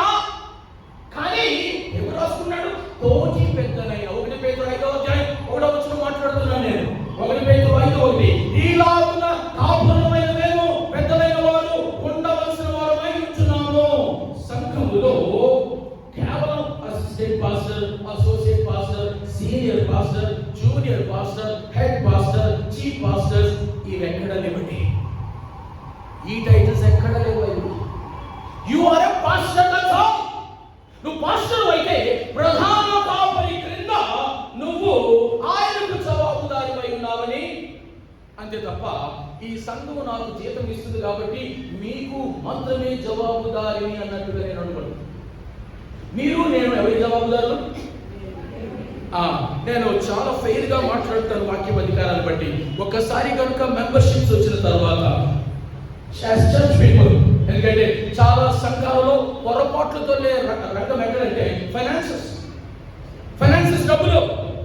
ఎగ్జిక్యూటివ్ కౌన్సిల్ నేను చెప్తున్నాను, ఈ ఎగ్జిక్యూటివ్ కౌన్సిల్ ఇక్కడ ఈ సంఘములో ఎవరున్నా సంఘ నిధులను మీరు సక్రమంగా వాడకపోతే it is not a financial error, it is a spiritual error. అది ఆధ్యాత్మిక పాపము నేరం. అది వి ఆర్ డేలింగ్ ఇట్. అక్కడికి వస్తాం తొందరలో. We will look it.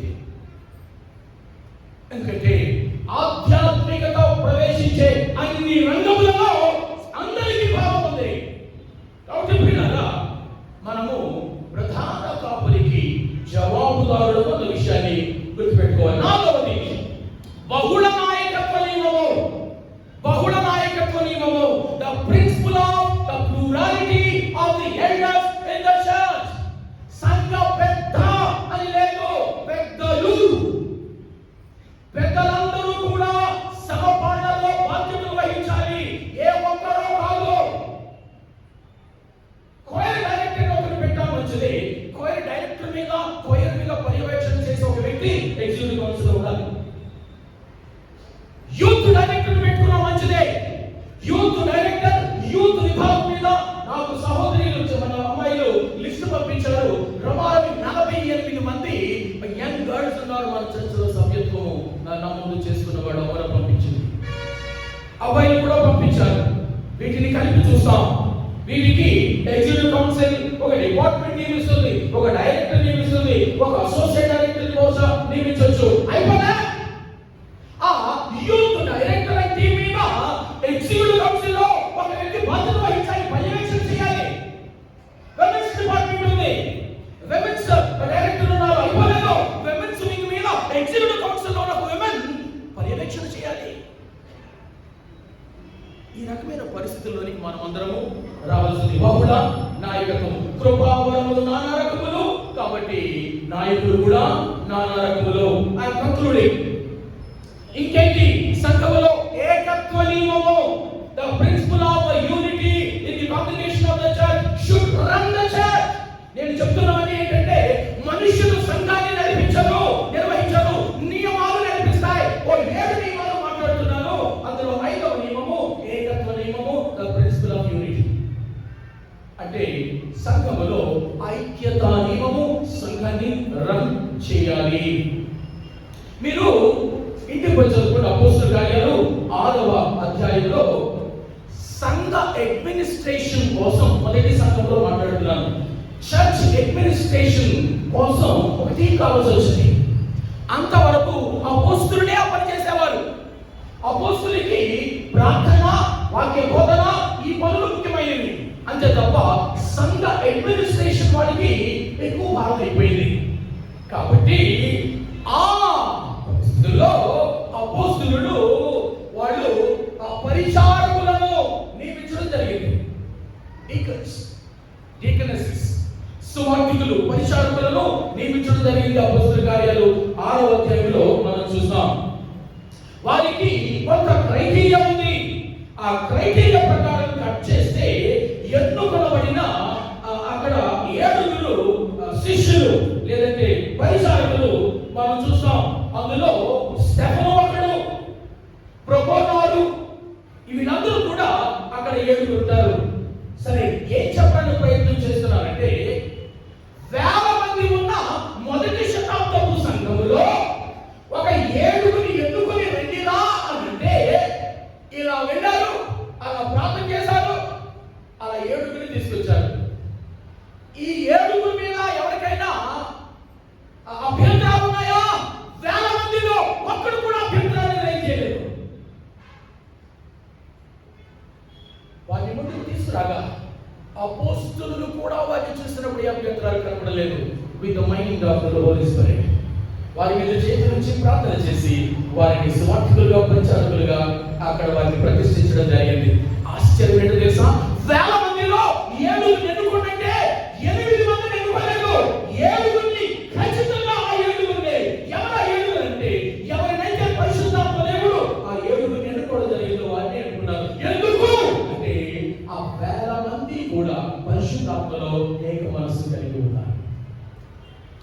ఇవాళ మన సంఘ ఎన్నికలు మనం జరుపుకునే స్థితిలో లేవు. ఈ చర్చ్ బాప్టిస్ట్ చర్చెస్ చాలా వరకు మన కమిటీలను మనం ఎన్నుకోవాలంటే గవర్నమెంట్ లీగల్ వాళ్ళు సెల్ వాళ్ళు వచ్చి మనకు ఎన్నికలు నిర్వహించాలట. సిగ్గుకరమైన పరిస్థితి. పేర్లు మాట్లాడితే 3,000 మంది ఒకేసారి బాప్టిస్ట్ పొందారు. ఆ తర్వాత కొన్ని వేల మంది జమ అయ్యారు. వేల మందిలో 7 నాకు తీసుకురండి అపోస్తలులు అంటే ఇలా పెట్టారు, అలా తీసుకొచ్చారు. ఏం కనిపిస్తుంది అక్కడ? Unity in the spirit. దేవుని ఆత్మలో ఐక్యతున్నారు. దేవుడు ఆత్మ ఆయన నిన్నెనుకోవాలా నాకు ఐడియా రావడం లేదే అన్నాడు ఆయన. పరిశుద్ధాత్మ దేవునికి నాకు ఐడియా రావడం లేదని అన్నాడు ఆయన. He knows who to select. సరిగ్గా ఎన్నుకొని వచ్చారు వీళ్ళు. ఎలా అంటే పరిశుద్ధాత్మ యొక్క నడిపింపుకును సంఘ నడిపింపుకును చక్కటి సమపోలిక ఐక్యత ఉంది. అందుకని పరిశుద్ధాత్మ చెప్పినట్టుగాని ఇవాళ త్వరలో మీరు ఎందుకు ఎన్నుకుంటారేమో అని చెప్పడం. ఆ కులమోడు అందులో ఉండాలా, ఈ కులమోడు ఇందులో ఉండాలా, ఇది మీ క్రైటీరియా. ఈ సంవత్సరం ప్రెసిడెంట్ ఈ కులమోడు అయితే వచ్చే సంవత్సరం ఆ కులమోడు. ఒక సంఘంలో ప్రెసిడెంట్ సెక్రటరీని మారుతూ ఉంటారు వాళ్ళు. అది ఇంటి పేరు. ఈ ఇంటి పేరు ప్రెసిడెంట్ అయితే ఈ సంవత్సరం, వాళ్ళకి ఇంటి పేరు సెక్రటరీ అయితే ఈ మరో ఇంటి పేరు నెక్స్ట్ ఇయర్ వాళ్ళు ప్రెసిడెంట్ అవుతాడు, ఆ ఇంటి పేరు సెక్రటరీ అవుతాడు. ఇంటి పేరును బట్టి మీరు మీ నాయకుని ఎన్నుకుంటున్నారు. సిగ్గుగారు. కులాలను బట్టి మీరు కమిటీని ఎన్నుకుంటున్నారు. క్షేమ పనిలో పరిశుద్ధాత్మ అధికారం ఏంటి, పరిశుద్ధాత్మ చిత్తమేది, ఆయన ఏక అంగీకారంతో మనము ఐక్యపడినది కమిటీ పిల్లగా ఆ ప్రిన్సిపల్ ఆఫ్ యూనిటీ అనేది నడిపించాలి. ఆరోది సంఘములో క్రమశిక్షణ, the principle of the discipline in the church. ఇది నడిపించాలి. నియమాలు నడిపిస్తాయి, వ్యక్తులు కాదు. ఇండియాలో at least categorically technically prime minister, the president, the parliament, all the assemblies of all the states ఏ ప్రకారంగా రన్ అవ్వాలి, ద కాన్స్టిట్యూషన్ అలా జరుగుతున్నాయా వేరే విషయం. సంఘములో సంఘము ఎలా రన్ చేయాలో నియమాలు ఉన్నాయి. ఆ నియమాలు సంఘాన్ని రన్ చేయాలి. నేను పాస్టర్ గా ఉండను, మరొక పాస్టర్ వస్తాడు, నియమాలు అక్కడే ఉంటాయి. ఎగ్జిక్యూటివ్ కౌన్సిల్ ఉండదు, రేపు వేరే కౌన్సిల్ వస్తుంది, నియమాలు అక్కడే ఉంటాయి. నియమాలు సంఘాన్ని రన్ చేయాలి. ఆరోది the discipline of the principle of the discipline. మీకు ఒక మాట తెలుసా బైబిల్లో? ఏలయనగా ఇద్దరు ముగ్గురు నా నామమున ఎక్కడ కూడిందో అక్కడ నేను వారి మధ్యలో ఉండును అని అన్న మాట సామాన్యంగా మనం ప్రార్థన కోసం తీసుకుంటాం. ఆ మాట ప్రార్థన కోసం కాదండి, అది డిసిప్లిన్ కోసం వాడిన మాటది. సంఘములో ఎవరైనా తల బిరుసులోనుంటే, నియమాలు పాటించుకుంటే, జవాబుదారీ పనులు లేని వాళ్ళు ఉంటే, సంఘ కాపరులు సంఘ పెద్దలు ఒకరి తర్వాత ఒకరు చెప్పగా వాళ్ళు వినకపోతే, సంఘ పెద్దలైన వారు కూడుకొని వారు ఏకమై ప్రభువా ఈ సోదరుడికి చాలా సార్లు చెప్పావు, వాడు మాట వినలేదు, ప్రతిదినాడు వాక్యం చూపించావు, నచ్చ చెప్పావు, అయినా అతడు వ్యతిరేకిస్తున్న కారణంగా మేము ఏకీభవించి ఆ వ్యక్తిని ఈ సంఘం నుంచి బయటకు మేము పంపిస్తూ ఉన్నాం. We are excommunicating him or her from the church. ఎంతకాలం మాకు తెలియదు, అతనిలో మార్పు కలిగేంత వరకు ఇది మేము కూడి ఏకీభవించి ప్రార్థన చేస్తున్నాం. యేసు నామములో అడుగుతున్నాం తండ్రి అనగానే నువ్వు చేసిన ప్రార్థనకు పరలోకం రామనండి. నువ్వు ఎవరినైతే బహిష్కరించావో పరలోకం వ్యక్తిని బహిష్కరిస్తుంది. బట్ అది ప్రాపర్గా చేయాలి, వాక్యానుసారం చేయాలి, సిద్ధపాటుతో చేయాలి, ప్రేమతో చేయాలి, సత్యముతో చేయాలి. అంటున్నాడు మీలో పాపం ఉన్నదని నాకు తెలిసింది, అయినా మీరు ఆ వ్యక్తిని బయటకు పంపించువారుగా లేరు అన్నాడు. లేదా పౌలు కొరింథీ సంఘాన్ని చూసి పాపం ఉంది, మీకు తెలుసా విషయం, పట్టినట్టున్నారు, క్రమశిక్షణ చర్యలు తీసుకోరు, బయటకు పంపించరు, మేము లోపలే ఉంచుకుంటారు. ఎందుకయ్యా? మా ఇంటి పేరులండి, ఆ ప్రెసిడెంట్ మా పెదనానండి, ఆ వైస్ ప్రెసిడెంట్ మా మామండి, ఆ సెక్రటరీ మా బాబాయ్ అండి. ఏమేం పనికిరావు సంఘములో, ఏమి పనికిరావు. సంఘములో క్రమశిక్షణ నియమం ఉంది. నువ్వు బయట పరిచయం చేసిన తర్వాత అయ్యగారు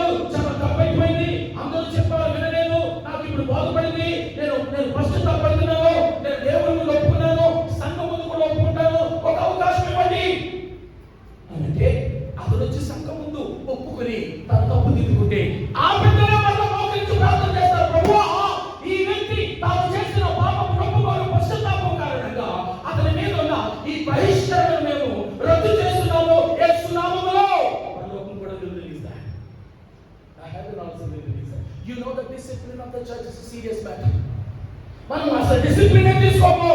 కాబట్టి సంఘాలలో ఈ క్రమశిక్షణ నియమం అనేది రన్ చేయాలి. చివరిది శిష్యత్వ నియమం. శిష్యత్వ నియమం.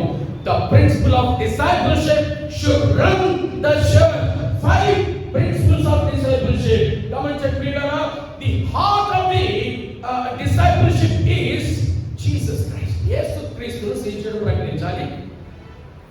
The means of discipleship, శిష్యత్వ విధానము బోధించాలి, జ్ఞానముతో బుద్ధి చెప్పాలి. The goal of discipleship, శిష్యత్వ లక్ష్యం ఏంటి? ప్రతి మనుషుని క్రీస్తునందు సంపూర్ణంగా చేయాలి. అది గోల్. 4వది the cost of discipleship, శిష్యత్వకు వేళ పోరాడాలి, ప్రయాసపడాలి. సంగమా ఇప్పుడు మనం చాలా మంది చేస్తున్న పని అది. చాలా పోరాటం, చాలా ప్రయాస, చాలా కష్టం, చాలా సవాళ్ళు ఎదుర్కోవాల్సి వస్తుంది. ఇదే కాస్ట్ ఆఫ్ డిసైపుల్షిప్. నువ్వు శిష్యుడు అయినందుకు, నువ్వు కాపరి అయినందుకు, నువ్వు ఎగ్జిక్యూటివ్ కౌన్సిల్ సభ్యుడు అయినందుకు నువ్వు పోరాడాలి. నా కొంతమంది సభ్యులు మాట్లాడుతున్నారు, ఎవరు కాపరేట్ చేయడం లేదండి. పోరాడాలి. ఎవరు అభినందించకపోయారు, కనీసం నా పని చేసుకునేవరే. పోరాడుట, ప్రయాసపడుట is the cost of the discipleship. The power of discipleship, శిష్యత్వపు శక్తి క్రీస్తు ప్రభుని క్రియాశీలక శక్తి, క్రీస్తు ప్రభుని శక్తి. కాబట్టి ఈ 5 నియమాలు కలిగిన శిష్యత్వ నియమము మన సంఘములో ఉండాలి. ప్రియులారా, ఉన్నాయా? 7 విషయాలు మీతో మాట్లాడాను. ఫైనల్ ఇల్లస్ట్రేషన్ ఒకటి మీకు జ్ఞాపకం చేస్తాను. మీకు కీస్ లేదా తెలుగులో గూస్ బాతులు, గీస్ బర్డ్స్ ఆకాశంలో ఎగురుతుంటాయి. గూస్ పక్షులు, గూస్ బాతులు అని అంటారు. ఎప్పుడైనా ఎగిరేటప్పుడు చూసారా? మందలు ఎగిరేటప్పుడు అవి ఒక షేప్ లో ఎగురుతాయి. అది వి షేప్ లా ఉంటుంది. ఇలా వి షేప్ లో ఎగురుతాయి. ఈ వి షేప్ లో ఎందుకమ్మా ఆ పక్షులు ఆకాశంలో అలా ఎగురుతున్నాయని ఇంజనీర్లు విండ్ టన్నెల్లో వాళ్ళు ప్రయోగాలు చేశారు, పరిశోధన చేశారు. వాళ్ళు తేల్చిన వివరాలు చెప్పన, ప్రకృతిలో ఆ పక్షి అక్కడ చదువుకోలేదు. ప్రకృతిలోని పక్షులు ఎగిరేటప్పుడు విశాలమైన ఆకాశంలో ఎలా పడితే అలా ఎగరవు. అవి ఒక షేప్ లో ఎగురుతాయి. ఎందుకు అదే షేప్ లో ఎగురుతున్నాయని పరిశోధన చేస్తే తెలిసిన విషయాలు ఎలా ఉన్నాయి. ఈ గూస్ బాతులట గంటకు 40 మైళ్ళ సగటు వేగంతో ప్రయాణం చేస్తాయి. వాతావరణం, గాలివాటం అన్ని కనుక కుదిరితే గంటకు 70 మైళ్ళు కూడా వెళ్తాయి ఈ గూస్ పక్షులు. ఈ గూస్ బాతులు వరుస కనుక వెళ్ళిపోతే 2000 నుంచి 3000 మైళ్ళ వరకు వెళ్ళిపోతాయట. వాతావరణం బాగుంటే ఇవి ఒక రోజుకు 1500 మైళ్ళు ప్రయాణం చేస్తాయట ఆ షేప్ లో. ఎందుకబ్బా అదెలా అని ఆలోచన చేస్తే అవి కొన్ని నియమాలు పాటిస్తాయి. పక్షులండి నియమాలండి పాటిస్తాయి. ఒకటి, అవి కలిసి ఎగురుతాయి. ఎలా? కలిసి ఎగురుతాయి. ఆకాశంలో గూస్ బాతులు కలిసి ఎగురుతాయి. They fly as a community with togetherness. కలిసి ఎగురుతాయి. ఎవరు నేర్పారు వాటికి? ఎవరు నేర్పారు? మనకు తెల్లారితే ఎన్నో బోధనలు, ఎన్నో టీచింగ్. కలిసి ఆలోచించలేము, కలిసి మాట్లాడుకోలేము, కలిసి చర్చించుకోలేము. పక్షులు చూడు కలిసి ఎగురుతున్నాయి. మొదటిది. 2, ఆకాశంలో గూస్ పక్షులు వ్యూహాత్మకంగా వి షేప్ లో ప్రయాణం చేస్తాయి. ఆ వి షేప్ లో ప్రయాణం చేస్తున్నప్పుడట ఒక్కొక్క బాతు ఇలా రెక్కలు ఆడిస్తున్నప్పుడు దానివల్ల పక్షులు ఒకదాని రెక్కల గాలివాటు అసరాతో మరొకటి పైకి తేలియడానికి వీలుగా గాలి సపోర్ట్ దొరుకుతుంది వారికి. ఇది అర్థమైందా? ఒక రెక్క ఇలా కొట్టుకుంటుంటే ఆ ప్రక్క పక్షి ఈ రెక్కల గాలి దానికి అవి తేలికగా ఆడుతూ ఎక్కువ శ్రమ పడకుండా ఎగరడానికి ఉంటాయి. ప్రక్కనందుకే ఇలా రెక్కలు ఆడిస్తాయట ఆ షేప్ లో. ఇద్దరు ఇంజనీర్లని వాళ్ళు విండ్ టన్నెల్లో పరిశోధన చేసి క్రమాంకనం చేసేలా చెప్పారు. ఈ షేప్ లో అవి అమరి ప్రయాణం చేయడం వల్ల మొత్తం గూసు బాతుల మంద అంతా 71% అదనంగా ఆకాశంలో ప్రయాణించగలుగుతాయట. కలిసి ప్రయాణం చేయడం వల్ల. ఎందుకంటే అన్ని మైళ్ళు పోతున్నాయంటే అవి సామాన్యంగా ప్రయాణించగలిగిన దూరం కంటే కలిసి ఆ షేప్ లో ప్రయాణం చేయడం వల్ల ఒకరి రెక్క మరొక పక్షికి ఆదరణగా, కంఫర్ట్ గా, గాలి ఇచ్చి రెక్కలు తేలియాడి నడిచే విధంగా ప్రయాణం చేయడం వల్ల సమూహంగా కలిసి ఆ షేప్ లో 71% అదనపు ప్రయాణాన్ని అవి చేస్తున్నాయి అని తేల్చి చెప్పాలి. మూడవ నియమం, ఆ వి షేప్ లో ముక్కు ఉంటుంది కదా, ఈ షేప్ లో ముక్కు దగ్గర వరుసలో ఇక్కడ ముక్కు, దాని ప్రక్కన ఇక్కడ ముందున్నవి నాయక పక్షులు. ఏ పక్షులు? నాయక పక్షులు, నడిపించే పక్షులు, లీడర్ బర్డ్స్. ఈ లీడర్ పక్షులను మిగిలిన పక్షులన్నీ ఈ షేప్ లో వెంబడిస్తాయి. మిగిలిన పక్షులన్నీ కూడా నాయకులను వెంబడిస్తాయి. ముందున్న నాయక పక్షి కనుక ముక్కు దగ్గర నాయక పక్షి ఒకవేళ అలసిపోతేనట, వినండి, అలసిపోతే అది నెమ్మదిగా దానంతటదే స్థలం మార్చుకుంటుంది. దానంతటదే ప్రక్కకు వస్తుంది. అదే లైన్లో ప్రక్కకి అలా వస్తుంది. ఆ ప్రక్కకు రావడం వల్ల ప్రక్క పక్షుల రెక్కల సాయంతో కొంత సేదతీరి ఎగరడానికి అది వెనక్కి వస్తుంది. అది వెనక రాగానే ముక్కు దగ్గర ఖాళీ అయిన గ్యాప్లోకి ఒక నాయక పక్షి వెళ్తుంది. ఎంత అద్భుతమైన యోగం అంటే, మనోడు కుర్చీ ఎక్కితే దిగరు, కుర్చీ ఎక్కకపోవాలి కానీ ఎక్కితే దిగరు. వారు చస్తే కానీ నేరుగా కుర్చీ నుంచి సమాధి చేసే వరకు దిగరు. ఎవరు నేర్పారంటే పక్షులకి, నేను అలసిపోయాను, ఇక నేను ముందు నేను నడిపించలేను, మరొకరికి అవకాశం ఇద్దాం, నేను తోటి పక్షి రెక్కల మాపున సేదతీరి ఎగురుతాను, మరొక పక్షి నాయక పక్షిగా ముందుకు రాణిస్తాను. ఎవరు నేర్పారు? రైట్. ఇంకేం జరుగుతుందట? అలా రీషేప్ వెళ్తున్నప్పుడు ఏ పక్షి అయినా బలహీనమై ఒకవేళ గాయపడితే వెనక్కి జాగ్రత్తగా అది ఎగరడం తగ్గిస్తూ ఉంటే, ఆ షేప్ నుంచి బయటకు వచ్చేస్తూ ఉంటే, స్లో అయిపోతూ ఉంటే, దానితో పాటు 1-2 పక్షులు కూడా వచ్చేస్తాయి. దెబ్బతిని ఎగరలేని పక్షి వెనకైపోతే బాగా పరిగెత్తున్న పక్షులు కూడా 1-2 ఆగిపోయి ఈ పక్షితో ఉంటాయి. ఆ పక్షి క్రిందకు దిగుతుంది, ఇక ఎగరలేక కూడా 2 పక్షులు దిగుతాయి. This is what we call fellowship. అద్భుతమైన ఫెలోషిప్. దెబ్బతిన్నది ఒకే ఒక పక్షి, అది ఇక ఎగరడం లేదన్న విషయాన్ని ఒక 2 పక్షులు గ్రహించి అది ఆగిపోతే, సమూహం నుంచి బయటకు వస్తే, నేల కిందకు వాలిపోతే 2 పక్షులు కూడా వెళ్ళి అక్కడ వచ్చాయట.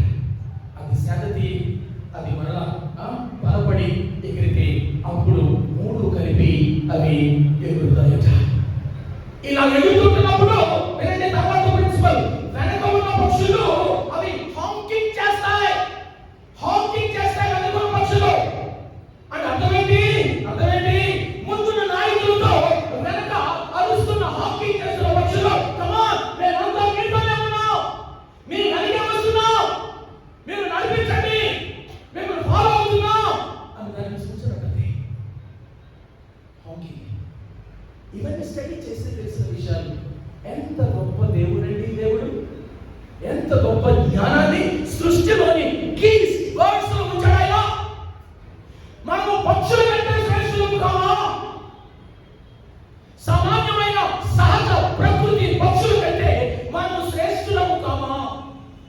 మనలో అది కనపడమే, ఆ నియమం కనపడమే, ఆ ఐక్యత కనపడదు, ఆ పరస్పర శైలి కనపడదు. Want to learn from these birds.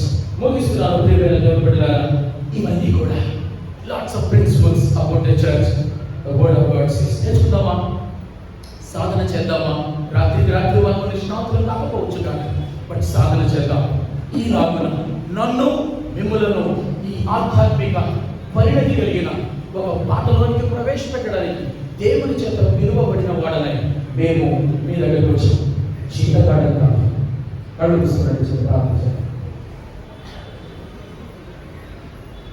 ప్రేమ నమ్మకం కలిగిన మా ప్రియ పరలోకపు తండ్రి, మీకు వందనాలు స్తోత్రాలు అర్పించుకుంటున్నాం.